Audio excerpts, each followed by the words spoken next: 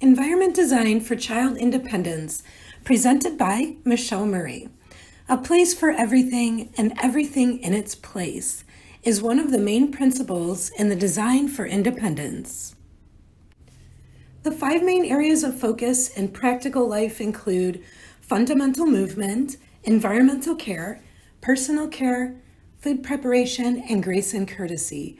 When implementing independence principles in the home, most parents are intrigued by the idea but need help figuring out where to start.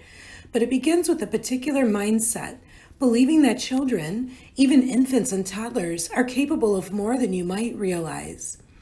To know how to prepare each space and set up for success, it'll be a common practice for you to observe, guide, and follow your child.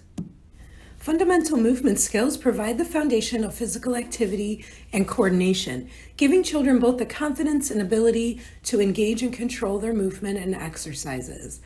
Children with well-developed motor skills are likely to be healthy, more physically active, achieve greater success in their activities, and be better protected from experiencing injuries. We practice fundamental movement by the way we manipulate objects, carry objects, walk around the room, and show responsibility in the way we care for the environment and people around us. Preparing the environment is one of the most critical components of applying this method. An independence-based environment is accessible to the child, carefully designed with appropriately sized furniture and material to meet the child's needs. Classic, modern, or professional art is hung at the child's eye level. Lighting is natural or sufficiently lit to not overstimulate from a visual perspective. Plants, flowers, and objects from nature complement the rooms with accents. The rooms are orderly with clean lines so the child can see what's available and know where to replace things after use. Tools, toys, and objects are made from natural materials when possible and used for various purposes as the child grows and develops. When materials are not in use, they are organized and stored in labeled bins, which can be rotated in and out when needed. Sensorial materials are designed to engage the children by activating their sense perception. The development and refinement of the senses are the most significant during the earliest years of development. Children can experience the world in profound ways by engaging all of the senses. The bedroom is set up for dressing and undressing, nighttime routine, reading, and sleeping. The dressing area is accessible with hooks, hangers, drawers, and a laundry bin at a level within reach. Provide quiet toys in the bedroom, such as cuddle toys, blocks, puzzles, and books.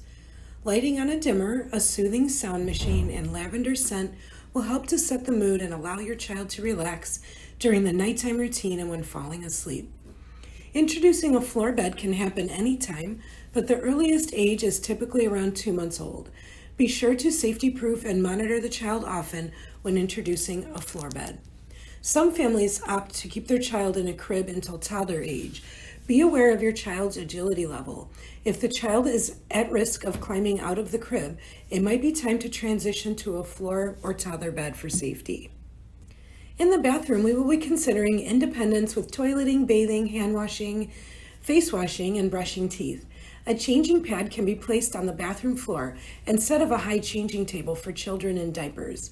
This helps prevent falls and keeps diaper changes in the bathroom instead of diapers being changed in the bedroom or other areas of the house. Many creative ways exist to make the bathroom accessible for a young child. This is a time to observe and determine how to help your child carry out the tasks independently. Depending on how old your child is, encourage them to be independent regarding self-care. As a rule of thumb, when your child can walk unaided, they can usually start to assist and carry out some of their self-care needs on their own. Some points to consider in the living room include choosing materials that promote engagement more than entertainment. These are typically a variety of open-ended materials such as sensory baskets, building blocks, and manipulatives. Keep an open space to allow for movement and exercise on days with inclement weather. And of course, art and plants are encouraged in each room for beauty accents. The kitchen is set up to allow the child to prepare food, set the table, eat meals, and clean up. A mini fridge, a low cabinet, and an appropriately sized table or leaning tower allow the child to work in various areas of the kitchen. One of the pleasures of this method is that it offers the use of real child-sized kitchen utensils, tools, and furniture for the child to use, rather than plastic toys created for imaginary play. Consider offering lightweight plates and glasses once your toddler is walking steadily and has learned to handle objects appropriately. If something breaks, this presents the opportunity to help them clean up safely and realize natural consequences. Success with independence requires guidance and follow-up from the adult. Showing the child a simple demonstration of the activity and providing reminders when developing consistency each day will create behavior patterns for the child within a short period. With a standard routine every day, the duties around the house will become habitual. Pets not only provide a chance for the child to develop the ability to care for something that they love, pet care also offers an introduction to science and language learning. Whether feeding a fish or walking the dog with an adult, children will incorporate these experiences and eventually adopt the routine as a fun and fulfilling responsibility. Outdoor playtime can help your child focus on new and exciting natural experiences. Setting up an outdoor play space provides a rich environment for fun and learning. Allow access to a water source, a watering can, and a water table for scooping, pouring, dumping, and spraying. A sand area with buckets, shovels, push toys, ride-on cars, big trucks, wheelbarrows, balls, and slides are perfect for developing gross motor skills, and the outdoors provides an ideal space for this mobility. A child-sized broom for sweeping sand and debris, a rake for sticks and leaves, and a shovel for digging and planting will be staples in your outdoor space as your child develops. Grace and courtesy lessons help the children learn how to care for their environment and the proper way to treat others. Children learn to coordinate their movement through focused activities, walking and maneuvering around the environment. They're trusted to learn how to handle breakable or fragile objects.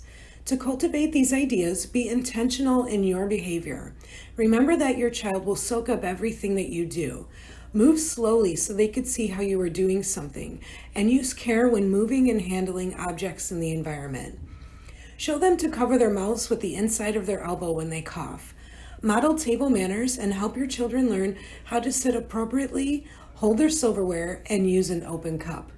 When interacting with others, say please, thank you, and use proper language and vocabulary.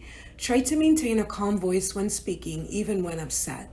This can help children learn how to deal with their emotions in a positive manner. If your child does something special, take a moment to acknowledge it and comment about what they've done. However, instead of praise or good job, offer a genuine, objective acknowledgement. This way, the children learn how to complete a task for the joy of doing it, not for reward or praise. When the child learns to do their tasks for the simple pleasure of doing it, they've built intrinsic motivation and a growth mindset.